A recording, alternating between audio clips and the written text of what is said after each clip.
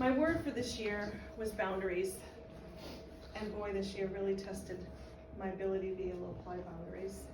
And to be honest, I'm not good at it. I have a hard time saying no.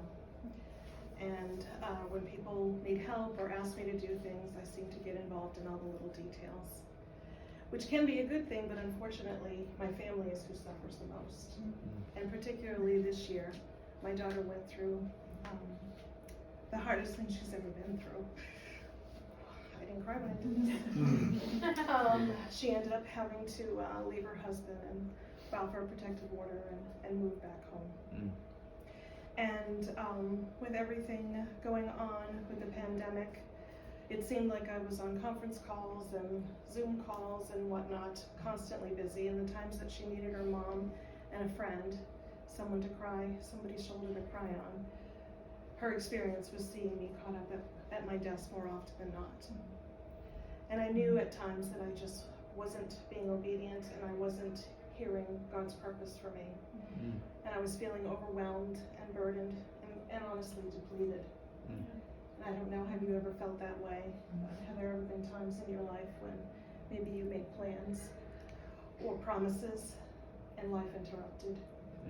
That's good. And maybe it wasn't this year or even the pandemic, but maybe there were times in your life where you overcommitted and those that you love the most felt underappreciated. And it's so hard because people ask for your help and you wonder, what would Jesus do? And you know that Jesus would help, right? Jesus always helps people. And it's just so hard, and you don't want to say no, and you don't want to limit your yeses because it feels like you're putting limits on God. But then when you think and you turn to the Gospels, you know that Jesus would separate himself from the crowds and from his disciples even to spend time with God alone. He kept his divine appointments.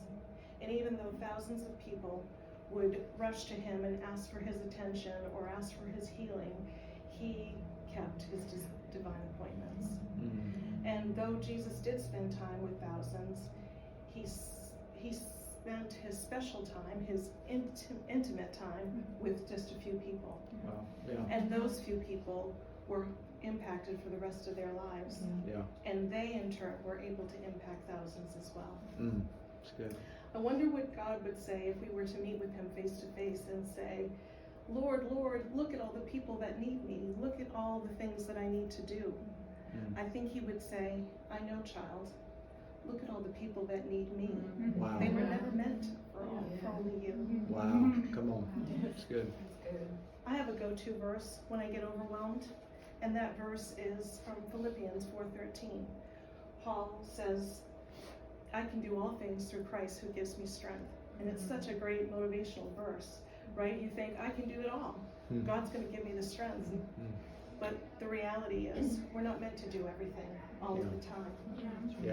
When you look to the verses before that, in verses 4, 11, and 12, Paul talks about the times that he is able to do all, that he is content in all circumstances. And then he goes on to describe those circumstances as the times that he was rich and the times when he was poor, the times that he was well fed and the times that he was hungry. Paul talks about circumstances like they are seasons of his life. It's not all the little things that come by his way. We have to be careful about the things that interrupt our lives. We were never meant to be depleted, and we were never meant to do everything all of the time. Imagine what our relationships would look like if we kept our divine appointments, if we knew that those were the things that God had set aside specifically for us. I had an opportunity to test this out recently when I was preparing my home for a small group. A friend of mine texted me saying she wasn't going to be able to make it that night, and she was very upset. So I picked up the phone and I called her. And as it turned out, it was some fluke thing that happened with her insurance, but it was actually going to prevent her from being able to drive her car for a few days. And again, she was very upset, and my first reaction was that I was going to drop what I was doing to go get her. But that would have interrupted what I wanted to do to prepare for small group. And as I was thinking that and speaking to her, something inside of me said, keep talking to her and get her to break down what it is she needs to do immediately and over the next couple of days. And so, as she was talking, she eventually talked herself into the fact that it was really for the best that she didn't go to small group that night, that joining us through Zoom was perfectly fine, and it was actually best for herself and her family.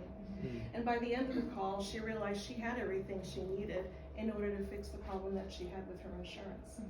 So I was able to hang up the phone, spend some time with my family, and prepare my home for small group like I had wanted. Sometimes our divine appointments are meant for us to do things for others. And other times, we're just meant to help others do things for themselves.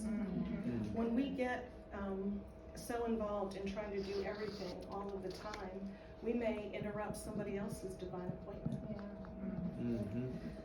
Sometimes our divine appointments are meant for our family, those that share our home or our last name.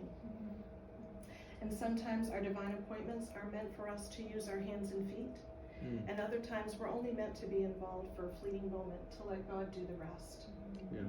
So the next time you have life interrupted, call out to God, break down your next steps, and keep your divine appointments. Because you can do all things through Christ who gives you strength, just not everything all the time. Come on.